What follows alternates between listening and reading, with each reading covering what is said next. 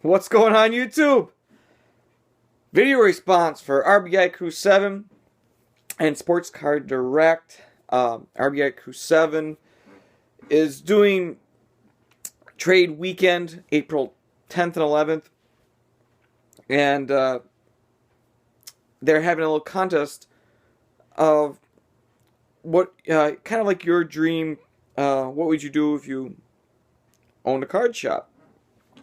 And what they're putting up is, if you go to their trade weekend and you are there, they're going to random everyone that's there at the trade weekend a $500 certificate for whatever you want in the shop.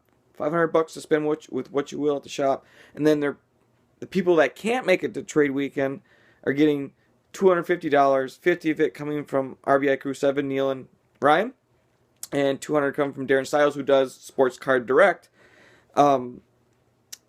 Which is a selling site. If you guys don't know it already, you go over there, you can put anything on there, and it's a nominal fees compared to eBay. You just got to be a buyer on there at the very least, and being a buyer is free. But it's kind of like, what would you do if you had a card shop? And being a mailman, I thought about this plenty, because I have hours every single day that I'm by myself just walking, and that's basically what my job consists of. And you get good enough at it where you can actually read mail and think about other things. It's just like reading mail is it happens almost unconsciously. You get to know everybody in town. I've been working in this particular town for over 2 years. Over 3 years now, and so you start memorizing everybody in town. My size town isn't that large that I deliver in, so there's only 8 full routes and 1 half route that you get to, and you think it'd be enormously hard to remember all those people. It's after you do it for a while, like I have now. This is starting my 6th year doing it. It's really not that bad. But anyways, like I said, I got all this time to think about it. And for one thing, sports card stores, I thought this about, I would have to move. My area is not going to support a sports card store. Not with this many people. You have to be in a large location. Which leads me into location, where it wouldn't really even matter, just as long as it's a large location and something that's passionate about sports. You wouldn't want to move to Alaska, because I'm sure there's passion about sports there, but you have to be in a large city with at least a big following of a certain team in town. So great places to start are like St. Louis, Los Angeles. If you're in it, but there's gonna be lots of competition. So you got to find some kind of niche that's yours. Or just pricing would be better. So location to me, bigger city. Green Bay really doesn't even have a whole lot. They used to have a few. Now they're down to maybe 1, 2, maybe 1 more in Appleton, which is near Green Bay. It doesn't survive around here. So I would have to probably go Chicago area, be the closest. Minneapolis, you know what? Minneapolis really needs some. I was there before, and I couldn't find anything in the city of Minneapolis. So that might be a thought. I have a little sister who lives in Seattle now, and she says there's tons out there of stuff. Lots of teams to follow. So location. You got to move. It's going to be part of it. But I also have to be, like, now you're centralizing your location. You want to be something where it's got foot traffic and just curiosity. You can't be just out in the middle of nowhere, outside. If you can be closest to this next a sports facility, it draws in a lot of people during those events. It's like free money. I've watched enough in Green Bay Packers games for parking. The bars around the area just get free money every year, every time they have a game. So if we get an extra home game because of a playoff, they make money off parking. It's just enormous amounts of money. So being close to a venue helps a lot. Now you want to be close to a sports venue, but you also want to be close to some places like your eating restaurants or even takeout stuff, because my idea is if you're gonna have a sports card store, it can't just specifically be sports cards anymore. Um, it's a dying business. I think. I mean, there could be a resurgence along the way, but what things are killing is the personal stuff is dying. I remember going in. We had a card store when I was growing up, right in my little town of Stevenson. I would go down there all the time. The Stevenson's less than 1,000 people. We had a card store. That's kind of what kept me hooked. We have one in the town I work in now. For the longest time, I had two different card stores when I was growing up. Now it's just wiped off the planet. The thing you go into a regular store now, the personal stuff, becoming friends with your customers is just not there anymore, I don't think. I'd go to a card store in Green Bay. They know who I am, but they don't care. I said, you know how much business you could have if you just care a little. And that's if I'm owning my car store, I'm gonna know my people. That's it, plain and simple. But I also would have to expand my horizons, which I have kind of gotten an idea. You can't just, like I said, you can't be just sports cards. It is gaming and Magic. I had a little dipping in with Magic cards in college, Pokemon, and all the gaming stuff. So my store wouldn't consist of just that, of just sports cards. It would have everything. To make stores survive, you have to be diverse. So the gaming stuff, even just selling games related to like the Pokemon and stuff, you have to dabble in it.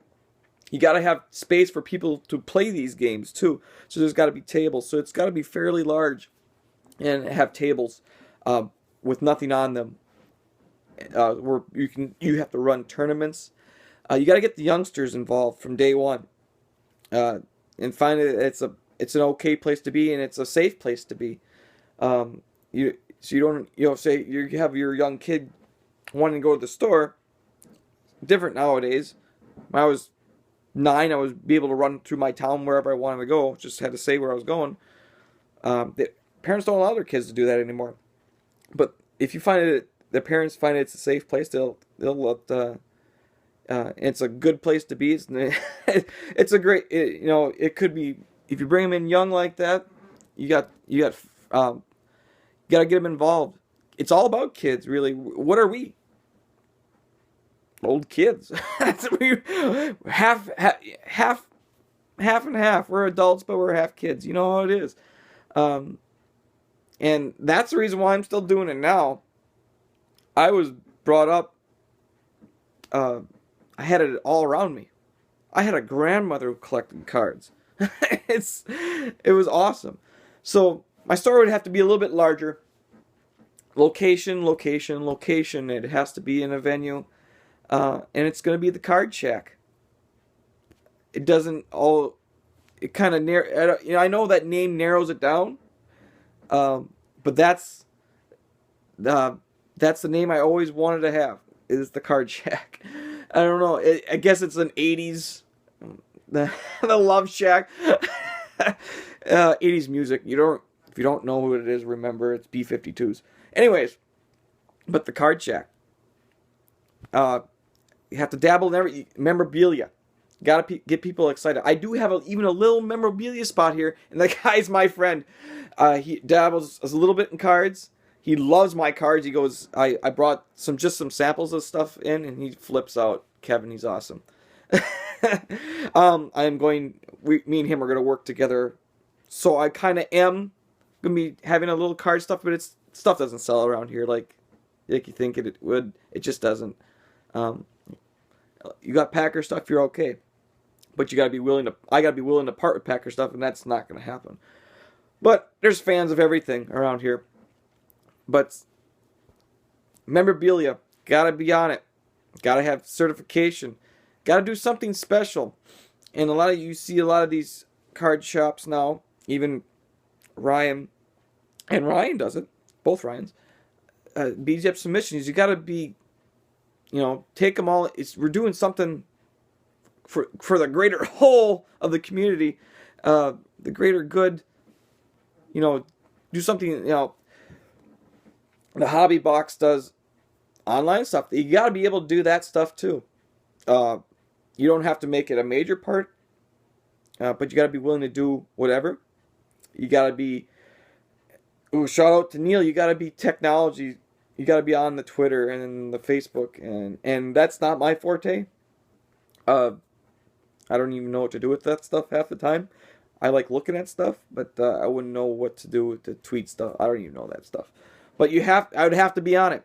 And the last thing about the shop, you got to be willing to live there. And that's no joke. If you don't have the dedication to do it, you might have a passion for the hobby. But are you really willing to give up everything to live there? And 10 years ago, no way. Now, if you tell me I can make the same amount, money does matter sometimes. I can make the same amount, make a good living, but I'd have to move and do it. I'd be there in a heartbeat. 10 years ago, no way. But I had a little sister who just picked up everything that she graduated college. She went went over to Europe for 4 months, came back. She's my little hippie sister. Week after Christmas, got in a car with her friend. 2 people drove all the way from Michigan's Upper Peninsula to Seattle with nothing but what they possessed in the car.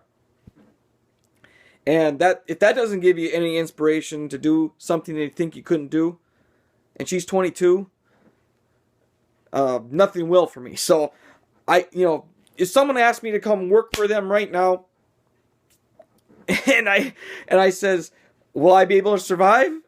You know what? I'd pick up everything I had here and do it. Would I want to be the boss? I don't think I want to be a boss. I'd never ever wanted to be the sole owner of anything, because I think that's the other thing. You can't really do it on your own. Yes, you would have to live there, but you're gonna have to live there with at least one other person, because there's plenty of work to do, and maybe even 3 people. But you're gonna be there 6 days a week, probably, maybe 7. Days off doesn't mean days off. You're gonna have to be doing stuff in the shop. And am I willing to do that at this age? Absolutely. There's nothing I wouldn't rather do more. Do I have the capital to do it? No, but I could. And it's been in my mind before, so it's not like this. This is a really meaningful contest for me. So I've always thought about it. It's just like going out and do it. I wish I could almost just find the job in a card shop, knowing I was gonna be okay in the shop, and not have to worry about anything. I would move. And that's someone who lived in the same town all their life and loves small town life. I would move to a big city area just so I could do my passion, because there's nothing holding me back here. I'd miss my family, but I told them about this dream before, and they says, go do it. If you have the opportunity, go, you find something, go do it. So it's always been an option for me now, and I've always been looking. But that's all I have before my video goes 85 hours. Thanks everybody for watching. Thanks for Ryan, Neil, and Darren, Sports Card Direct, for doing the contest. And love you guys. Take care.